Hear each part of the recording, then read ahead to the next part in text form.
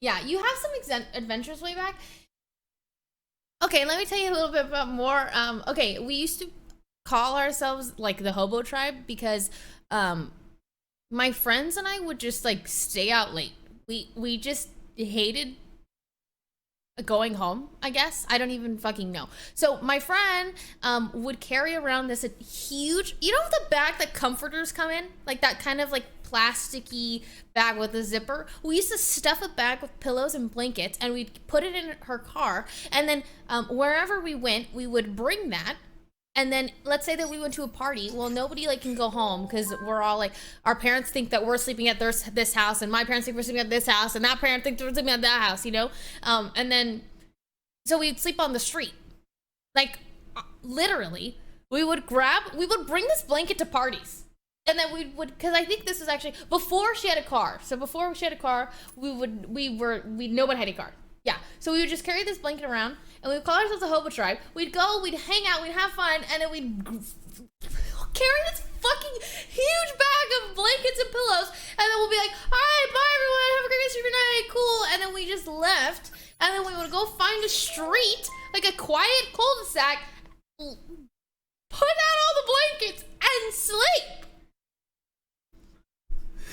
And I'm like, what is you doing? And we did this so often. Like, I have so many memories of this. Like, it happened probably weekend after weekend after weekend, you know? And then I know, no, it's incredibly dangerous, but to be fair, we would just like sleep on really quiet roads, and then as soon as the sun rose, we would just like pack it all up and then go home. Or like we'd pack it all up and like we'd go and hang out at a gas station, drink like Arizona iced tea in the morning, and then when it came around like 8 a.m., we would run home pretending that we got dropped off somewhere. Or like I would run home to like one of my friends' houses that we were supposed to be sleeping at, and then my mom would like come pick me up. Bro, I had wild, absolutely fucking wild.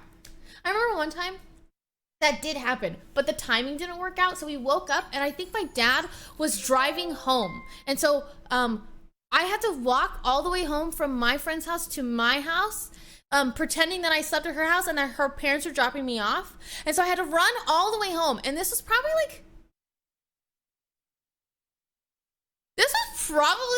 2 or 3 miles. I'm not gonna lie. I remember being really incredibly stressed out because I'm like, if my dad sees me on the side of the road, he's gonna know. I'm gonna get in trouble.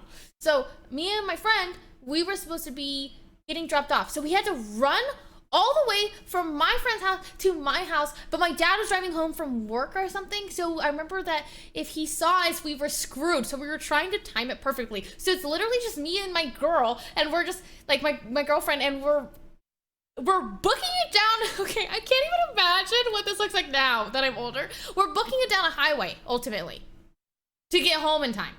And we have this huge bag of blankets. Like, yeah, bro, I don't know. No, yeah. I mean, I don't know if it was fun. I remember being incredible. That was a really stressful moment in my life because I was like, if my dad sees me running home, he's gonna know. But like, I'm like, wait a second. I mean, I remember we were taking all the back roads too, and we were like diving into bushes in case we saw.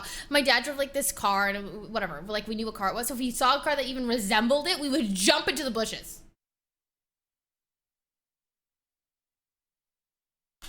Yeah, I I don't know, man.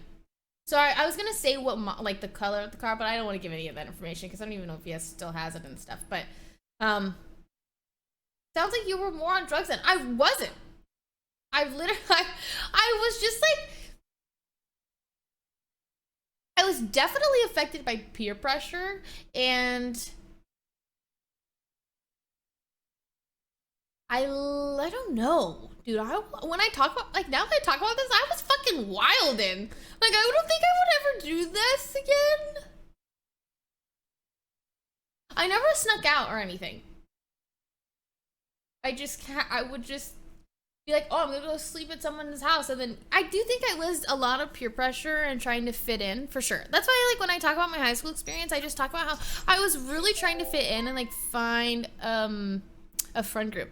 You had zero sense of danger. I slept ride willingly every weekend. Like, imagine you driving on the street and you look to the side and there's just a bunch of teenage girls sleeping, and literally we would have our heads in the circle. We would like lay our heads all around. We'd be like in this little circle pod, and we just have a bunch of blankets, and we're literally in the middle of a street.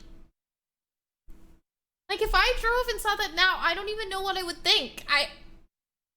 Because we were all probably 14, 15, 16? It was before we had cars. Bro, I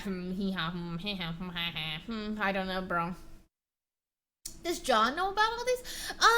Probably. I mean, I think we've probably talked about some of the things that I've done, or like, you know, probably conversation.